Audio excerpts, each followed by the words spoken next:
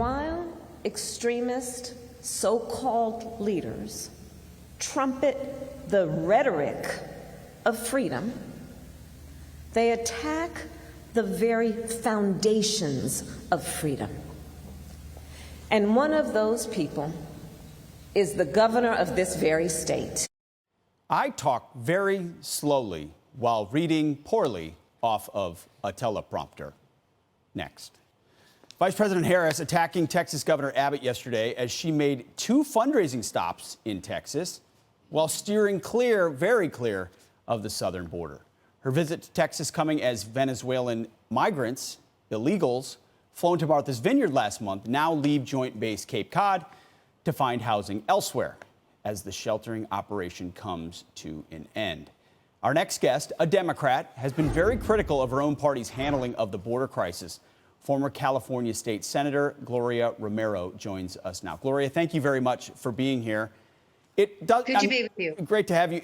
I know it doesn't surprise you she wouldn't go to the border. Is it intentional at this point? Are they aware, oh, I'm going to Texas, I should go there, but I'm specifically not going to, because if I saw it, I'd have to deal with it? Absolutely. I mean, really, and this is a manifestation of both incompetence and arrogance, quite frankly. You know, denial is not a strategy, not to protect the American homeland, and certainly not a ticket to success in November. This issue of the crisis at the border of international refugees is not going to go away. In fact, I would predict that the vice president will go away before the crisis is resolved. And she needs to do her job, or else, quite frankly, forget Harry and Meghan, the border czar should be stripped of her title, and let's get somebody in there who actually can handle the truth and do the job. Yeah, I mean, a border czar who won't go to the border, it tells you what you need to know. Is it also ideological, Gloria? To add to your list of things, this idea that no person can be illegal as a result, we should welcome that? That just comes with the territory? Are these immigration groups that in control of the modern Democrat Party, or at least this White House, that ideologically they believe it should be open?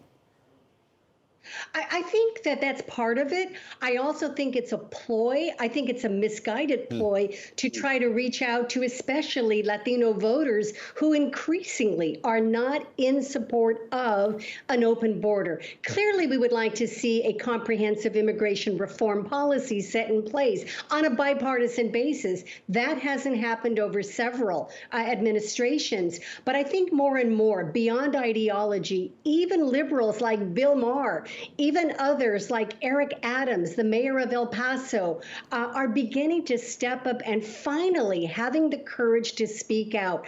You know, make no doubt about it. Even though she and others pretend that this is about the right-wing conspiracy in Texas and beyond, this is really an American issue. It's one that concerns all groups, and Latinos, and I think we're going to see this in the November election, especially in Texas and in Arizona especially, are going to say the border matters to us. Yes. Let's get the policy in place, do it right, do it fairly, and my God, if you can go to where did she go? Oh, no, it wasn't North Korea. It was South Korea. If you can go visit that border, my God, you can get on a plane and just do your job. This issue is going to hound her until she has the courage to either resign her title or do the job. It's not going away. Well said. And she wouldn't even need binoculars to go to the border here if she stayed in the United States.